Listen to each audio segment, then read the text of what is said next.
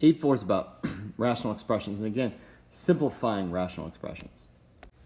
So in example 1 is, what is that rational function or rational expression in simplest form?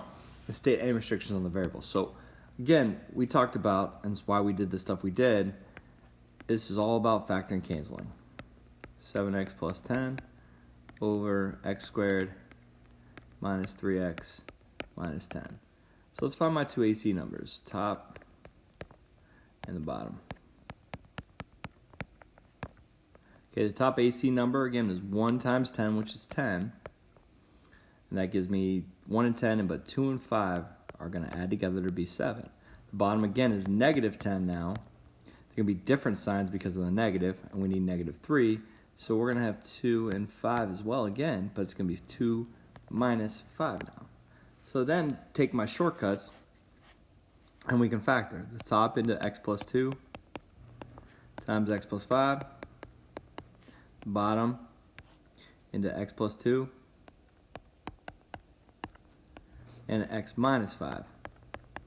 Now, what cancels? I can go ahead and cancel the x plus 2 with the x plus 2, so my final answer here is x plus 5 over x minus 5.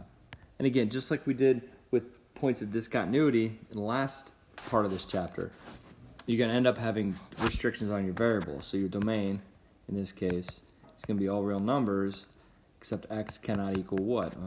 Our denominator is, you would take each one, set them equal to 0, but again, we talked about this before, negative 2 and positive 5. Example 2, we want to multiply our rational functions. Again, the easiest way to do this is to factor first, cancel everything, and then worry about the multiplication last. So let's go ahead and factor this stuff. What's my AC number here? My AC number is 1 times negative 6, which is negative 6. We're trying to get positive 1. So again, 2 and 3. So negative 2 plus 3 would give me the positive 1 there. What's my AC number here? Well, on the top is negative 25. We're trying to get 0. Again, that's that difference of perfect squares. That's why I said your life would be a heck of a lot easier if you would just realize that it's plus and minus that. So my things that are going to give me 0 will be 5 and negative 5. And then my AC number here at the bottom is positive 3. What am I looking for? 4. So 1 and 3 for that. So I did all that to be able to factor. So let's go ahead and factor. The top would factor into x minus 2 times x plus 3. And that x minus 5 stays on the bottom. That's fine. Times the top factors into x plus 5, x minus 5, difference of perfect squares, over the bottom, which is x plus 3 times x plus 1. Now remember, you can go ahead and factor anything in the numerator with anything in the denominator on the other side. So what I'm going to look for is to see if anything matches. Well, here, change color on you here for a second. X plus 3 matches with this x plus 3. So I'm going to go ahead and cancel them. Even though they're not over top of each other necessarily, one's in the numerator, one's in the denominator, we're fine. What about anything else? Well, I have an x minus 5 and I have an x minus 5. That's going to cancel. Okay, that makes my life easier because now when I multiply these together, on top I have x minus 2 times x plus 5, and on bottom I'm just left with the x plus 1. And that would be in simplest form. But remember, I want to state any restrictions on my denominator and my variable in this case. So what can't x equal? And again, this is my final thing when I multiply. X cannot be what? Well, anytime it's in the denominator, it doesn't matter. Even though it cancels, remember, I can't have that. So x minus 5 equals 0, x plus 3 equals 0, and x plus 1 equals 0. Really, they cannot equal those. So when you solve, x cannot equal 5, negative 3, and negative 1. Those are my restrictions.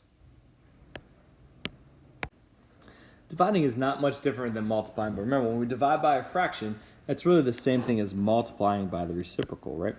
So when I'm doing this, I want to change division to multiplication. So I get 2 minus x on top over x squared plus 2x plus 1 on bottom times, now flip it, x squared minus 1 on top over x squared plus 3x minus 10. We're going to do the same process again. Let's factor. I can pull a negative 1 out of the top. Well, let's do all my AC numbers first. AC number is 1. Factors of 1 and 1 and 1. That's pretty simple. Again, difference of perfect squares. I'm not going to do an AC number for that now because we need to see that as a difference of perfect squares. It makes your life a whole heck of a lot easier. Negative 10. It gives me 1 and 10, 2 and 5. We're looking for 3. They're different signs because of that negative. I need a positive 3, so negative 2 plus 5 gives me positive 3. We add those together, gives me positive 2. That matches that. That matches that. We're good to go. So let's go ahead and factor. Now, because, remember, we talked about whenever this x is negative, I want to pull a negative 1 out of it. So I'm going to pull a negative out, and that's going to give me x minus 2. That's going to make my life better. So we go through here. Let's factor the bottom. X plus 1 times x plus 1 times x squared minus 1. Remember, that's going to factor into difference of perfect squares is x plus 1, x minus 1. Just square root both the first and the last. And then my AC number for the moment was negative 2 and 5. That's going to give me x minus 2 and x plus 5. And again, I pulled that negative 1 out, so I would have x minus 2 in a numerator and a denominator. And I can go ahead and cancel those right now. Okay? What else can I cancel? X plus 1 with one of the x plus 1s. Okay, remember that I can only cancel 1 with 1. So then what's my final answer here?